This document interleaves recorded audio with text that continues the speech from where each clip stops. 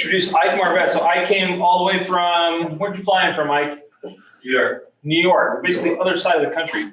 To talk about depreciation because he's that excited about it. And it is that exciting, by the way. Ike's been awesome. We've used their services on a couple projects, but I won't steal any of his thunder to talk about the benefits. One of the major benefits of real estate is depreciation, and he's going to talk about one specific category of that shortly. So this conversation might go a little deep. I think you're going to go pretty high level, but if we want to go down the weeds, we can. Right? It's a good topic to know about, and it's one of the main reasons you should be in this room, why you should be buying real estate. So with no further ado, Mr. Ike Marvette.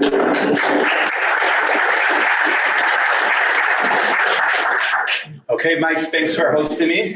I actually have several hundred clients, and I can tell you, and I don't say this by actually I've never presented before. Surprisingly, this is actually my first public speech. You know what they say about public speaking? Kind of similar to a dog walking on his hind legs. Even if he does a really bad job, it's still cool just watching him, right? As my dad always says when he gets up and speaks, he says, it's amazing how the human is created with a brain that functions from when you're born until you get up to the stage. But anyways, as I was saying, I have a lot of clients, thankfully, throughout the country. And Mike, honestly, is from my favorite clients. I have clients that I've done hundreds of properties with, and with Mike, I think I only did one or two. He's still my favorite client.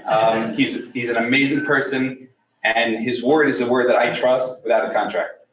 So I think as a syndicator, I think it's probably the most valuable asset for any investor. He's somebody that I really would trust. I plan on investing with him. Cost segregation. Does everybody know what depreciation is? Yeah. Basic depreciation. Kinda. Can you explain it? Okay, so the basics of depreciation is when you buy a property, just like a human gets smarter as they age, but some of the functions may go down slightly. A property goes down in value in the IRS's eyes. So again, paper value of property goes up, especially in a market like today. You buy a property 5 years ago for $1 million, it's probably worth $10 million today. In terms of the IRS's vision, the IRS looks at this property as going down in value every year. The amount of money that the property goes down in value, that's called depreciation, and can be used as an expense, as a write-off for your tax filing. So if your property went down $100,000, you take a $100,000 write-off on your tax bill that year. It's the most legal and common way to write off taxes. My largest client is the Kushner family. That's our old president's son-in-law. They haven't paid taxes their entire life, and that's because they utilize cost segregation for every one of their purchases. Typically, depreciation happens split over about 27.5 years on a multifamily property. So you take the property, it's worth $1 million, you divide that into 27.5, and each one of those depreciation years comes off as a tax write-off. What cost segregation is we come into the property with our engineers and we say, why do you look at this whole building as 27.5-year property? The HVACs, the windows, the lights, that stuff doesn't last 27.5 years. That's 5-year property. And that property can be depreciated much faster than 27.5 years. So instead of 27.5 years, it's depreciated over 5 years. What Trump came and did in 2017, he created the Jobs Act. Part of the Jobs Act was that you can take all of that 5-year property and 15-year property. Again, those are the two types of properties other than the structure. So the structure depreciates over 27.5 years. The windows, the HVAC, the lighting, that stuff gets depreciated over 5 years. And the landscaping gets depreciated over 15 years. So for example, a typical property in Arizona has a decent amount of landscape improvement, parking lots. That stuff is all 15 years. In New York City, where I live, there is absolutely no 15-year property. There's a building, you walk into your bedroom and that's it. So, literally, there's just nothing there. So when we deal with properties in Arizona, Texas, many other states that you're a sponsor, and that's our sweet spot for depreciation. So that's what we come to do. We try to find as much 5-year and 15-year property, and we come to the IRS, we fill out a 50, 60-page report that shows exactly what is 5-year and what is 15-year. Trump's law was that you can take all that 5-year and 15-year property and depreciate it on year one. So instead of waiting 5 years, he just made it even sweeter. Year one, you buy a property for $1 million. We'll come in and typically on average, Mike can testify, we got about 20% of the purchase price. So we'll use $1 million for an example. $200,000 you get as a tax write-off that year, which is pretty sweet. And whenever we do it for somebody who I had to educate, like many people, I literally cold call. So most of our deals are inbound, but when I have any extra time, I'll just cold call people off of CoStar. I'll say, hey, you just closed on this property. I want to tell you about cost segregation. They're like, what does that mean? I can't take $200,000 write-off. I'm not cheating on my taxes. That's always the first answer. I'm not cheating, bro. I'm like, this is not cheating. This is the most legal and common way to eliminate your tax bill. This is like common for this room, I think, for a syndicator, for somebody putting together a deal. So the property value is $10 million. The raise is for $2 million. So the depreciation amount that we're going to calculate here is going to be about 1.6. If you invest $200,000 as an investor, you are given 10% ownership. So for example, so we said here the raise is $2 million, you gave $200,000. So the depreciation will be 1.6. So how much of a write-off are you going to get if you're a 10% owner? 160K. 160K. So each one of those investors that are putting in $200,000, they're getting $160,000 tax write-off. That year. That year. Wow. On year one. Yeah. Ain't too shabby, right? That's it. Okay, so on the next slide is, let's say I don't need this entire write-off this year. That's a super common question, especially by passive investors. They don't have that much income that they have to write off through real estate. So the answer is that depreciation can be carried over for the following year. There's one stipulation the IRS has: you cannot write off your entire income the following year. So if you're carrying that depreciation over to the second year, you can only use that depreciation to write off 80% of your income. You can't go scot-free on second year, only the first year. If there's some left over, can it carry on? Yeah, can carry on for on and on and on, as long as you leave 20% of your income, which is not a whole lot of taxes. So I question, Yeah. so let's say you close a property this year, and so you do the cost segregation study, then the next year, you're saying you could do another cost segregation study, but only up to 80%? No, so it's the depreciation that you were entitled to with our cost segregation. We tell you you're eligible for $200,000 of tax write-off. Mm-hmm. You only need $100,000 of tax write-off that year. You can use the remaining $100,000 the following year. It's not doing another cost segregation. It's actually just like a write-off, an expense that you can use that year and the following year and the following year, however much you need. So you can spread it. You can spread it out, Throughout exactly. the next Exactly. several years to mitigate. Exactly. Any income that you will be hit with. Just to clarify though, we're talking about, we're going to get to this later, but I wanted to clarify it now. We're talking about active real estate professionals, which means you spend at least, I'm blanking on the amount of hours, 750 hours, or more than 50% of your time, which is a big one because many people are not on a W-2, they're on a 1099, they're independent contractor. It's pretty easy for them to be able to justify to the IRS. I spent half my day making calls, looking at CoStar, networking.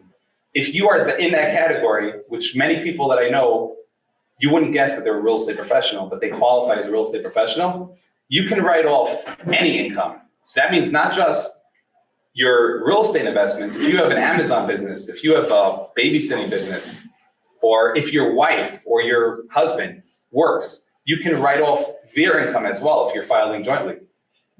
So this becomes super cool. If somebody's a real estate professional, so what I find many times with my clients is they'll actually make their wife, if their wife doesn't work, they'll make their wife into a real estate professional just so that she will be the name on the building and she'll take the depreciation. And he's a lawyer or a doctor, takes his whole income off. Literally every dollar. Can we ask questions during this? 100%. I would rather questions during than after I'm usually hyperventilating. Can you use this against income that you made from capital gains from other investments, from stocks, from publicly traded stocks? Great question. So if you're a real estate professional, you can write that off. Yeah. If you're not a real estate professional, you can use it to write off any other K1s that you have. So if you have any other passive investments, you can write The rule is with a non-real estate professional, you can use active losses to offset active income. Passive losses, like cost segregation, Right. to offset passive income. But if you are a real estate professional, we don't care. You can use this loss to offset everything. Okay. So for somebody who is not on a W2, what does IRS need as a proof to say that, hey, that person has been a real estate professional? Because you can hardly prove that you have been to networks or have been looking at deals. Exactly. Great question. I was waiting for that question. So that's my least favorite question, but the most legitimate question, honestly. So IRS, we've been involved in we offer an audit guarantee. We have a team of attorneys and accountants on staff. My company has over 800 employees. So it's a large operation, run through several countries. And we've been audited probably over 100 times. Not through our cost segregation, but we have clients that have been audited. Part of the audit, the IRS says, what the hell was that $300,000 write-off that you took that year? So we have to answer up to that. The client does not have to touch that. That's our responsibility. And what they'll do in the audit is they'll ask for phone records. If somebody says, I didn't do it on the phone, I just looked on my computer, IRS legally, they can't challenge that. They're not gonna sit through your computer like they've done to some of our presidents. That's not what they're doing. They're just not doing that. So that's, in short, that's the answer. You have very little, basically, if you're a W-2, don't try it. If somebody's a W-2, do not try to qualify as a real estate professional. If you're a 1099, and you do spend a decent amount of time, just try as hard as you could to reach that, that 50% mark. But if you're a little bit under it, I think it's a pretty safe gamble to qualify. Why do you recommend not doing it if you're a W-2? So if you're let me edit that. If you're W-2 working from 9:30 a.m. till 10 a.m., you can still do that. But a typical W-2 is not a 2-3 hour job. It's a 9 to 2 job at minimum. It's going to be hard to justify that. 9 to 2 was in New York hours. When did you guys start there? 8 to 5. It's funny because I don't start till 9:30. I was just gonna say, Rick, check with your CPA, right? So I asked my CPA this question when I got into this business because I heard about this and I was like, hey, this is cool. He said, keep a record just in case. It's the just in case, list. So I use Outlook Calendar. Everything I do is in Outlook. It's saved forever. If I ever, God forbid, that happens, then I can show this is the activity that I did. It adds up to way more than 750 hours, right? And then we also own real estate, and this is what it looks like, right? When you go on vacation with real estate people, so that way it's the whole vacation is written off. Yeah, It's the time, not the money, but the time. It's called sandwiching your vacation. Preset a deal, preset a meeting or anything in the destination that you're going to, and you should be able to bundle that up. I agree with that. That's one. That's a great point. Was there another question, Mark? Yes, I actually have this issue going on right now, and I talked to my CPA on Monday and about, here's the hitch, under section 461, hope you're familiar with that. The loss, our cumulative net loss is limited to 524,000 for a married joint, which is how I file. Do you know about that? And is there that limitation that I can only take that much of a loss in the first year for my bonus depreciation? Should I tell you the loss that I just wrote out for our client last week? $27.5 million. So He was actually on the national news. I'm not allowed to say his name because of confidentiality, but he sold off a very well-known public company, poured $1 billion into real estate. do you know what? I don't know what that is. I can clarify after. I'm not a CPA, but I can clarify with a CPA. I've never heard of that before. What section is it? Well, section 461. I know what the 471 is. I don't know what 461 is. Somehow he's showing that I can only do 524 Of losses? in the first. Are year. you a real estate professional? Yes. There should be no I reason. mean, I'm new at this, but I just retired, so all my income is real estate now. Right. I mean, almost. I'll have your information. I want to follow up. I want to find that out. That's good for me to know. Yeah. I don't think, Put I it in mean. the parking lot and we'll. Exactly. You can also, if I'm not mistaken, if you do, because you got a pre-plan, is do Roth conversions. In other words, if you don't need the money, if you have IRAs or whatever, and you want to do a Roth conversion. Correct. Convert enough to offset that and basically make it a tax-free. Exactly, yeah. No, so he's 100% right. There are other methods of doing it. This is just one of those, this is my specialty. That is another method, 100%. So I'm gonna give you your favorite question. Compared to a 1031 exchange, you know, he was talking about earlier about doing a 1031 exchange. My viewpoint is on this is, while it's here, this is actually a better vehicle to do a 1031 when you sell a property to then buy another property and then do the cost segregation study, and you're getting the same depreciation without having to 1031, run through the hoops, pay all the people to do it, and then you don't have that hang up. So for me, I like this better, but could you explain the benefits of this in comparison? To 1031 exchange, yep. So 1031 exchange actually is a challenge. That was my next topic. Okay. No, when you do a 1031 on a property, so let's say, for example, you sold off, somebody here said they have triplexes in there. 6 fourplexes, couple of triplexes. Yeah, so when you sell off those properties, for example, the total is $4 million. You take that $4 million and you 1031 it into something else that's $4 million, right? It has to be equal or more than. So that new property, it's $4 million now. Do you know how much your remaining basis is on that property? Oh, it carries over. So you have less depreciation available when you. You have, your basis is zero. If it's exactly the same. That's what I'm saying. So if you bought it for 4 million, you sold it for 4 million, you bought it for 4 million, you have zero basis to depreciate. Right. So that's the sucky situation for us. We'll have our engineers do a full detailed study. The client will come to us like right before we initiate that draft report, and they'll be like, oh, it was a 1031. And literally, that just eliminates the whole idea. The property is worth zero. Even if you like re-leverage and buy a little bit more? No, so if you buy it a little bit more, depending on how much more, then it'll just turn into whether or not, which is the next topic, whether or not somebody asked me this, you asked me to discuss this. What is the minimum that's worth it for you to do a cost segregation on a property? Right? Many of us are buying much smaller properties. Duplex. Exactly, a duplex, even a single family Airbnb rental. So what is worth it for a person to do a cost segregation? The answer to that really is the basic fundamental of cost segregation. Cost segregation is the time value of money, which means we're going to let you not pay taxes this year and the following year and the following year.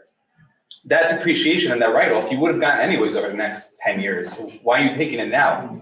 The idea is we want you to give you as much cash as you can in your pocket now so that you can Buy more. So you can buy more, exactly, and invest that. So if somebody bought an Airbnb, for example, $250,000, okay? The cost segregation benefit is about $50K on that, right? Our study cost about $4,000 to do it. So, you know, you figure out what's the tax benefit, what do you save on $50,000 write-off? Your tax bracket is, I don't know, it's not that, your benefit's not that high. If a property, the sweet spot that I use is anything over $350,000, we'll make the study super cheap and the benefit will usually be worth it for somebody. So that's my final answer. Some people argue. I say 350 is a cutoff point. Any property above 350. And again, if you're doing a 1031 and there's a basis remaining of what? I said I hate 1031s. You don't like them. I don't want to do. So you want to, so you're asking that instead of doing a 1031, so you sold the property. No. I lots of times I get asked, a lot of people want to put the 1031 and I tell them this is better than a 1031 because you don't have to deal with all the headache of it. So sell your property, reinvest in the property, do the cost segregation study. And then you're not carrying it out for the next, you're not losing your basis, you're not losing your depreciation, and you start all over. Because the profit that you would make on that property that you're saving from paying the taxes on, you're going to get the depreciation on the next property you buy. If you're buying a property with it anyway, while this is here and you're a real estate professional, this to me is a way better deal. And that is the argument that we use many times. Yeah, I know. People, yeah. No, but you're right. I'm sorry. I'm just supportive. Exactly. No, so people will debate us and say like, well, should I be doing a 1031 or cost seg? And we look at the purchase price and what their basis is going to be and what their cost segregation benefit is going to be. And if it's a decent sized property, the cost segregation usually ends up being more beneficial. The last point, if there are any more questions, I'd love to hear them. But the last point is the law was passed in 2017, this bonus depreciation law. In 2023, which is next tax year, it will start going down 20% every year. So instead of taking $200,000 off your, $100,000 off your as a tax write-off, you're only going to be able to take 80%. So you'll only be able to take $80,000. And every year, it's gonna be going down 20% more. So Where is it going to stabilize? Or is it in that downscaling, is it just gonna go to zero and go away? So I didn't explain it clearly. So what the Trump's law is affecting, what's happening in 2023, it's not knocking cost segregation away, it's eliminating the bonus depreciation. The bonus depreciation is taking your 5-year and 15-year property and taking it on year 1. So instead of taking 100% of that 5-year and 15-year property on year 1, you can only take 80%. Next year, 60%. So it's going to, at a certain point, it's going to get to zero, which just means you're back to the old style of cost segregation, which my father did 15 years ago, which just basically expedites your depreciation, but it's not as sweet. So it's not gonna go away. Yeah, Do it well, now. 1031 has a chance of, I know they were thinking about eliminating it, but Do you think they'll renew this? so we're hoping because no, I mean our business has been around for 20 years, and but since Trump's law passed, our business has gone up 800%. So we would rather it not go down 800%. Kind of hoping that it does get renewed, but it's always been a very successful company, several hundred employees. So, would you be talking about the catch-up or what happens when you're selling the property? I cannot believe I forgot that. That's like Recapture. the recapture. So that was actually on topic 1. So everybody says it sounds too good to be true. Well, that is kind of true. When you take that write-off, that bonus depreciation that we told you can write it off your taxes that year, when you sell that property, you're going to be hit with paying that back. Whatever your tax write-off was, you have to pay that back. So why is it worth it then? The answer is the government's giving you an opportunity. There's 2 answers. They're giving you an opportunity to get a tax write-off now and basically take an interest-free loan of $200,000 or whatever your tax benefit is from now until whenever you sell the property. So if a person plans on holding the property for 1 year, do not do a cost segregation. 2 years, depending on how big the property is, it's probably not worth it either. If a person is going to hold the property for 3 to 5 years, you have an opportunity to have an interest-free loan from the government for 3 to 5 years of $150,000, $200,000. If you invest that for 3 to 5 years, even we're talking on a super conservative number, you'll be making a lot of money on the government. So it is kind of a no-brainer. That's one option. The other, yeah. Oh, go ahead, sorry. No, go I ahead. was gonna say, the other thing is as a real estate professional, it goes against your earned income, which you're paying 35, 38%. Boom. On the back end, it's capital gains, which is 15%. So you're saving 15 to 20% regardless. On the repayment. On the Exactly. repayment. Great. So this actually, 20% he's the reason why we don't like speaking. So that's the second point. So I thought I'm saying something new, but that is that the answer is you're going to end up repaying less than you actually got as a write-off. So you're for sure going to be winning the government. The question is how much, but you're not taking a loan and paying it back exactly what you're from the government. So you're always on top. So if you were to advise, 3 to 5 years or longer hold That's the number. to make it work. Yes, but Kushner Group bought a property in Philadelphia for $89 million. And the plan was to hold it for a year. We still advised them to do it. Well, because of the The write-off that year for them was $20 million. $20 million if you perform in a year, it kind more of, than. it works, yeah. Okay. So, but typically for us, simple folks, if it's 2 years, it's really not, I wouldn't say anything less. I do not push cost segregation. I have a team under me now as well. I always tell them, do not push cost segregation because it's gonna come back to bite you. If it's beneficial, we push it. If it's not, we advise against it. Refinance in year 3 doesn't trigger anything? Absolutely not. Yeah, refinance and any of that stuff doesn't. Okay. Yeah. I'm glad to hear that you said 350,000, because I thought that my property was too small for it. Not at all. No. Yeah. No. I will be talking to you. Awesome. Mike, could you talk about, so let's say, 2022, we buy a property, we do a cost. 2023, we do a major remodel, right? Those construction items that go in there, right? So we're paint, carpet, all new items. Does it make sense to do another study? Yeah. To take advantage of that, say we put $1 million of capital expenditures in? Because we don't have that benefit, right? We took it the year prior. Right. Is there? So it's a great point. So there's two types of studies. There's a purchase study and then there's a renovation study. So what Mike is referring to is a renovation study, which in essence is just doing another cost segregation. I mean, why not? You spend $1 million on material, which you're gonna have to, you can't just expense it, it has to be capitalized. So you're gonna be taking it over several years. We'll come in with a cost segregation and we'll actually write off 20, 30% of that expense that you did on year one. So in short, when you're buying a property, you do renovation a year later, that gives you an opportunity to double dip. You're gonna do a second cost segregation then.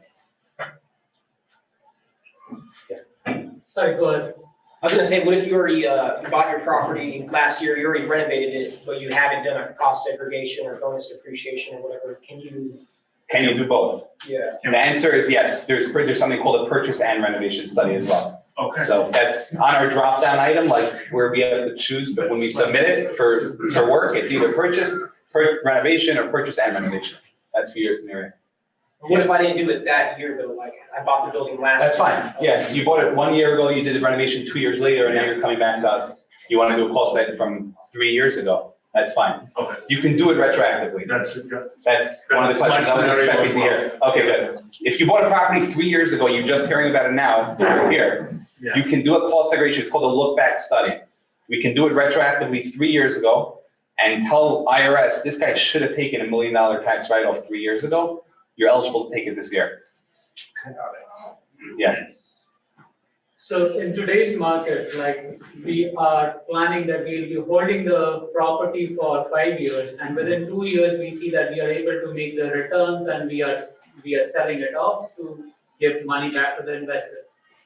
Now, 1 year has gone with the bonus depreciation. Second year, we are selling it, so that will head back on the recapture piece of it. What can we as sponsors do to make sure that it is a lighter hit to the investors? It's a great question. So I mean, if you can either 1031 it. If you 1031 it, then you avoid that recapture.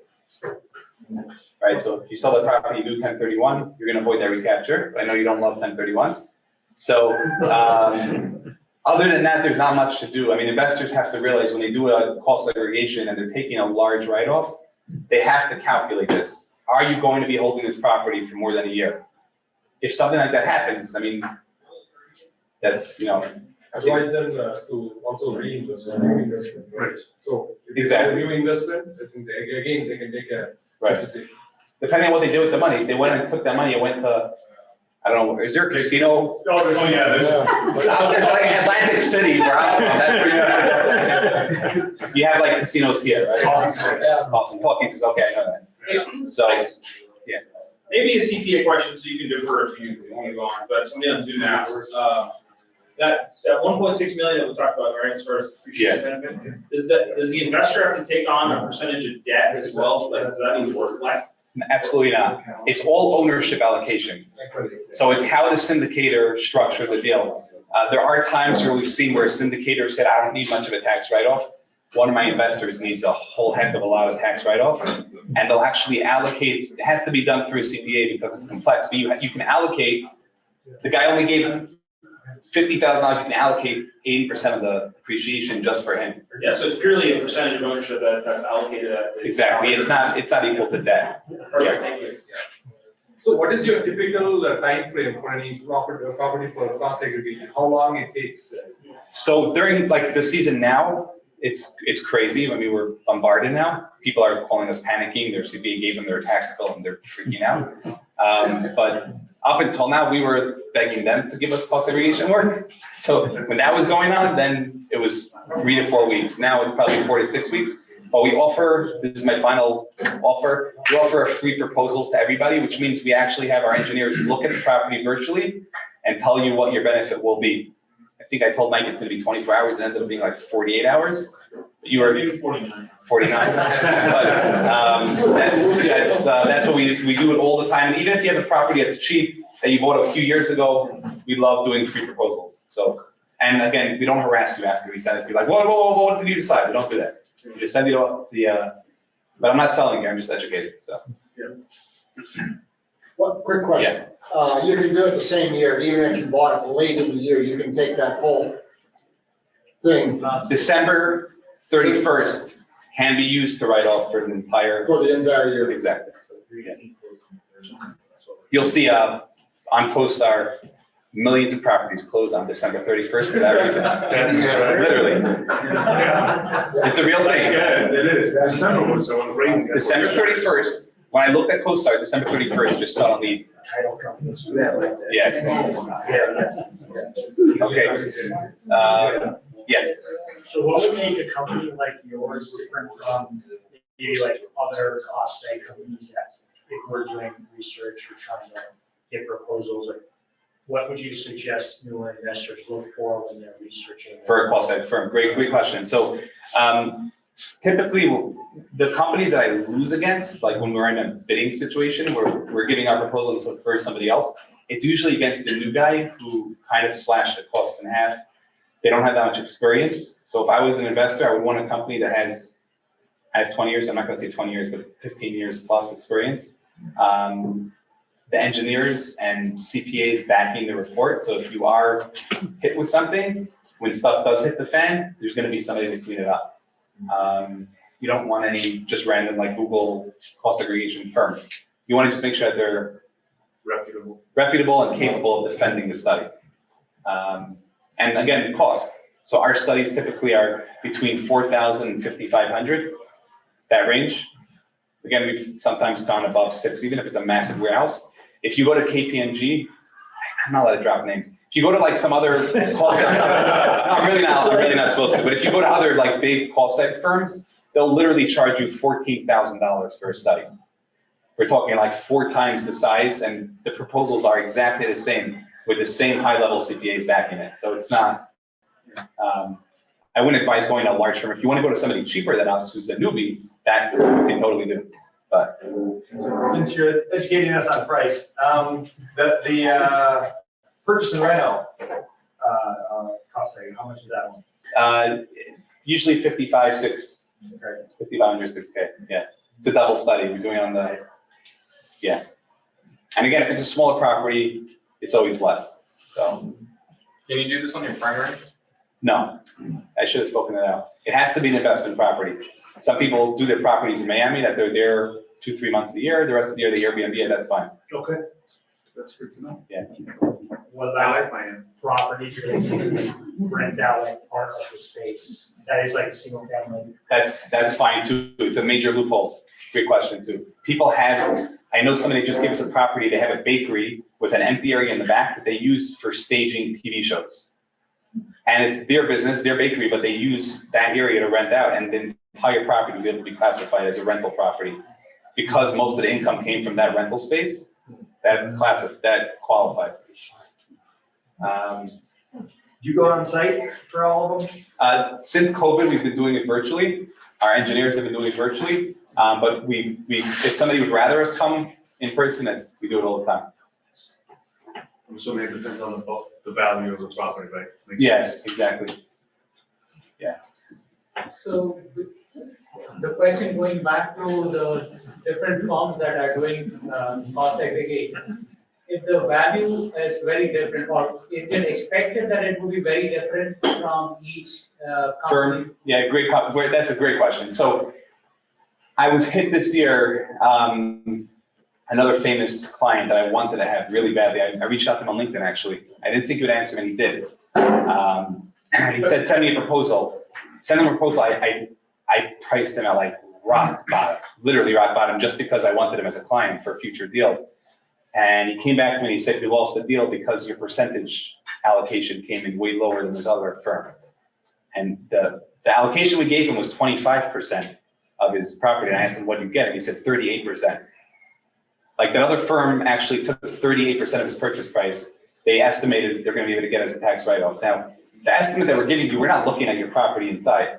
So to say that you can take 37, 38% without looking inside the property, if they're audited, you're going to have one less cost seg firm and one client that's going to deal with a headache, in my opinion. You're not going to be able to back a 37%. It's something to remember too, the land is not counted in that, right? So it's building value. Yeah, So, yeah, we should spoken out. So when you buy a property for $1 million, we have to take away some of the $1 million for land, because that's not depreciable. It's anywhere from 10 to 15%.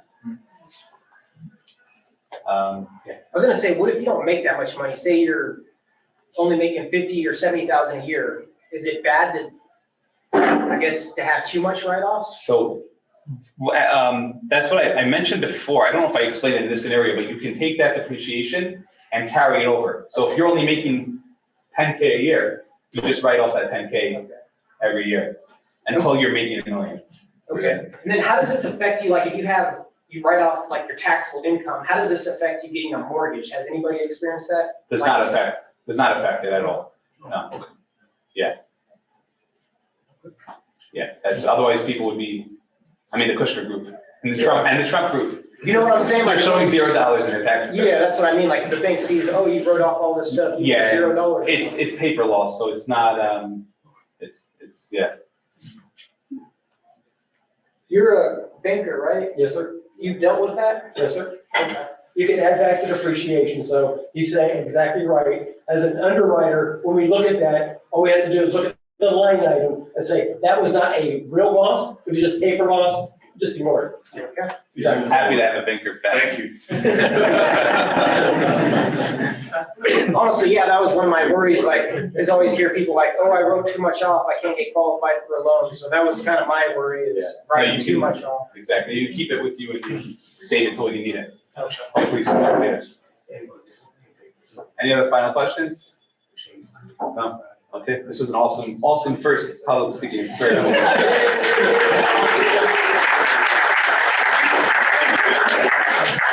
Thank you.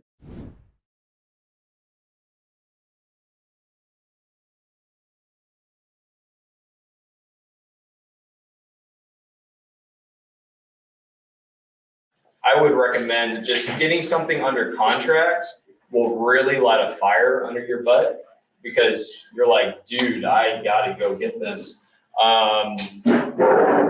Yeah, so Urban Core, this is just general information about some employers in the area.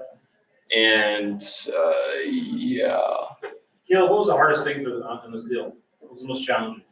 I think the hardest thing is actually finding the deal, especially now that we've got this one and trying to find more deals. Definitely the hardest. The money raising part was kind of stressful too. I really felt like it was God's will for me to be here, so I was confident in that. It's still scary, going through all that. But yeah, that was a good question. So value add opportunity, original cabinets. Look at that nice checkered floor. That's what I want. Yeah, so we were looking at, $5,000 per door for the rehab. We're probably looking at a little bit more, maybe 5 to 6, just to be on the safe side, especially with prices going up. And the really big value at play here was the management. So looking at the underwriting, the repair and maintenance was probably at 20,000, let's say, and it should have been at 10. And they had a buttload of fees. I was saying earlier, whenever you see a property management company and they charge you to go out to the property and they charge you for this and they charge you for marketing this. And we got pretty close to signing, a property management agreement. And there were 2 pages out of 5 pages that were just fees. And I was like, dude, that just killed it. And that was another kind of, oh crap, we gotta figure something out here. So, but yeah, whenever you find a property that is poorly managed, that is a great opportunity to add value. Caleb, Yes, ma'am. were you interviewing all the property managers remotely? You didn't go out there, you didn't have eyes on? Correct. Yeah, I was all virtual. I think the most important thing is finding referrals. Referrals are huge. Now, I've gotten some referrals, and actually the property management company that gave me that laundry list of fees was a referral. And the person that referred him had never used him before, so I should have taken that into consideration. Now, the property management company that we're using now, was another referral, actually from my broker on this deal. And she said the lady she was referring, she was trying to steal her for her own property management company, but she got beat out. That's why she was at this other place. So that kind of reassured me to think that, oh, this lady is actually serious and good at her job, which she is. So 270 grand about, and I learned, I probably made this thing probably 15 times, because you're looking at different investors. I would put the investor's name where it says investor there, and it just got kind of complicated. I would say if you're doing your own deal like this, just stick it up there where you think the rent, whatever you think the returns are gonna be, leave it. And then if there's a big change, of course, you have to change that down the road and let people know. But for minute details, don't waste your time, because I probably spent 20 hours doing stuff like this. So we're gonna plan on refinancing year 4 and 70-30 split. That's what we talked about in the beginning. And that actually changed. So once I found some people that wanted to invest, the investors started talking and said, hey, look, the 30% is kind of far out there, especially since you're a newer investor. This is the first deal there. And we're seeing this. They actually went on Bigger Pockets and looked for what other operators were getting. Like 5% for the DD money, due diligence money, so EMD, inspection costs, all that. Finding the deal, asset management, and then plus I had a little bit of equity in there. So we ended up coming to about 14.3% for me. We structured it like a joint venture, and we have 3 partners in there now. They all brought the same amount of funds, so they're all at about 28%. So again, but if I would have made a whole nother deck, I mean, I would still be making a deck right now. It would just be so much. Use the mouse. Yeah. Yeah. One finger with 2 Yeah. So the cash on cash return looks to be infinite, because once you return, we projected a 7-year hold, but since you're returning all the investors' capital in year 4, it looks like a 5.6, but that's only for the first 4 years. After that, it's infinity, which is great. And again, it is always best to under promise, right? Yeah. This has really taught me just the whole investor relations is so key, because you want to make sure that person is happy down the road for future deals. And yeah, you just want to get the deal done. So those are kind of the returns, total cash flow. Whoops. Yeah. So someone that was going to be an investor on the deal, who was local to Oklahoma City, which was going to be good. He recommended his own bank, which was a commercial bank, and we got pretty close to using that bank. We actually worked with them for, I need some water, for about 2 weeks before they told us that they couldn't do the deal. So, yeah, I got the biggest thing I learned from that. We used a community bank, commercial bank on this deal. Is now whenever I talk to a commercial bank, I ask, hey, whenever you get to the drawing board, is there a committee of people that need to approve this thing, or is it like you and 2 guys? Because if it's a committee, it's gonna go back and forth. They actually denied our loan because we were all out of state. We have 2 California investors and 2 Arizona investors, and they didn't like that. And kind of leading us on for 2 weeks kind of hurt in the long run, but you do learn. So ended up using another referral Another thing, whenever I started, I went on Bigger Pockets. I made my laundry list of referrals. So I got lenders, property management companies. So if someone did fall through, which it happened, we had a backup. And that really saved us in the long run. So we got 755 for purchase. Rehab is going to be 218.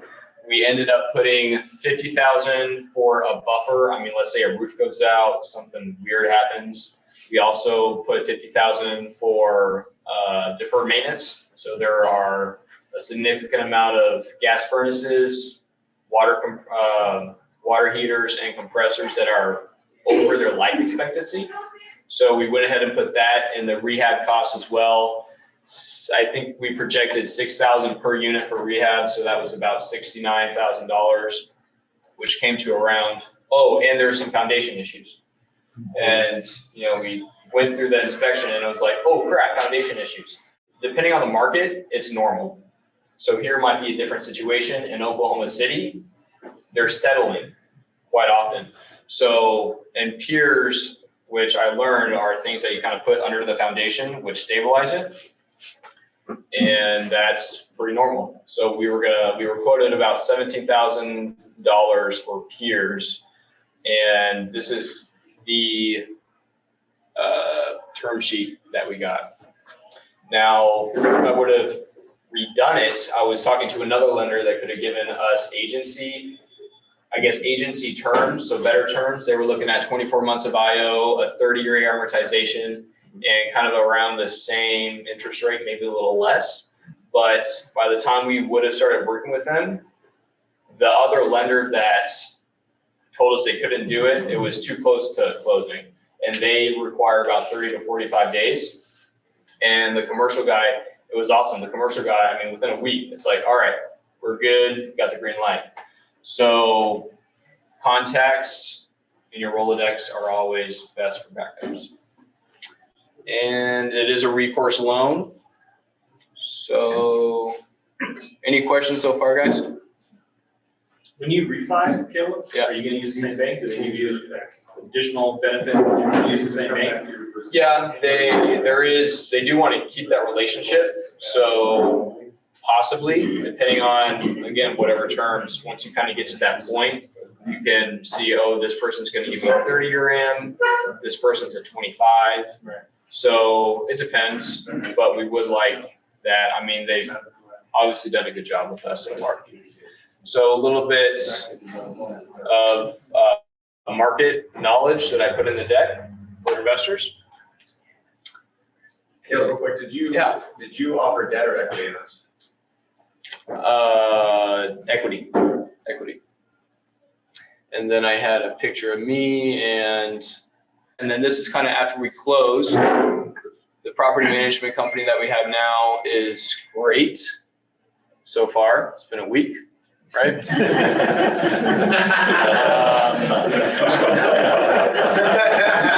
That's fake.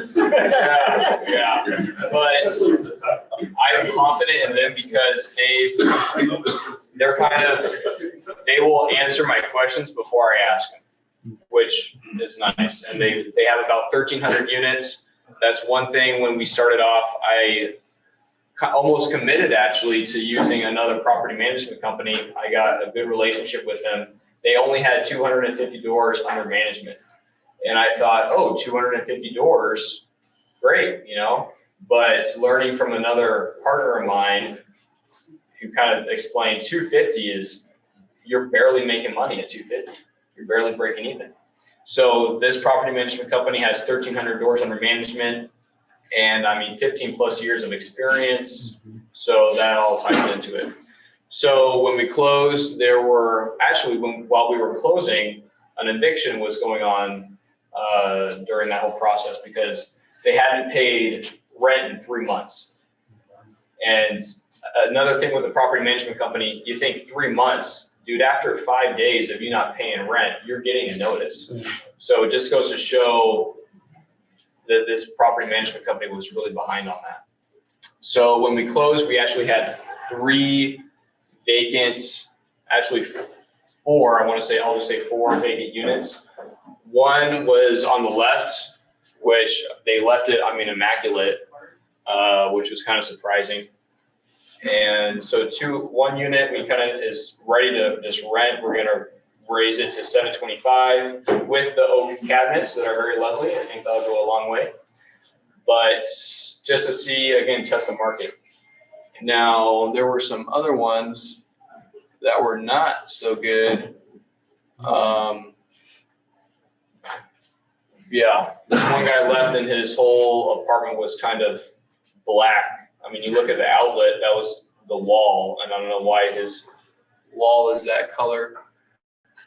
But yeah, and he's out though, and we're gonna gut that one and get that rolling. So, yeah, any questions? So you're already looking for more buildings down there? Yeah. After this one? Yeah, Oklahoma City, I thought I knew every broker out there, and it turns out there's always one more broker.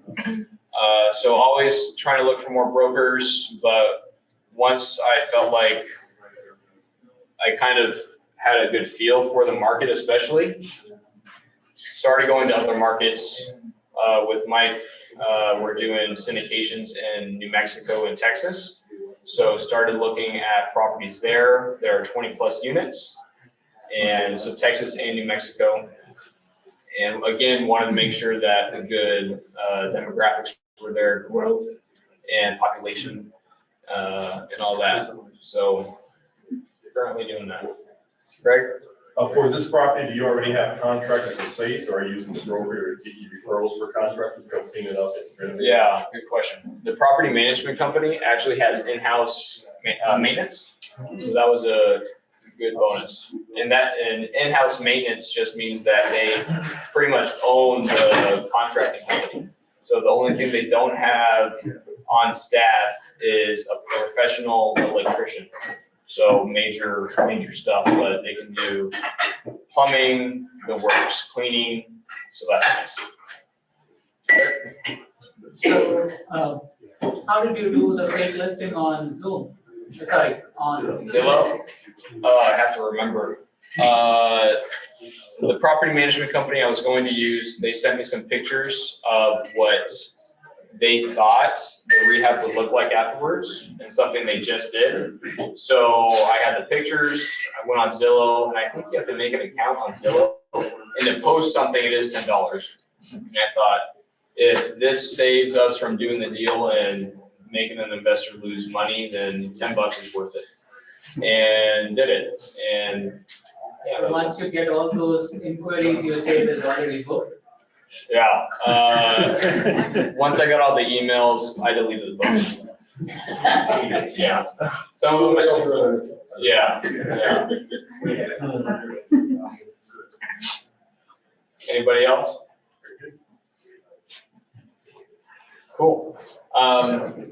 Yeah, so with that, guys, that was all I had planned for this. So from here, we'll go into open networking. Really want to say appreciate your time.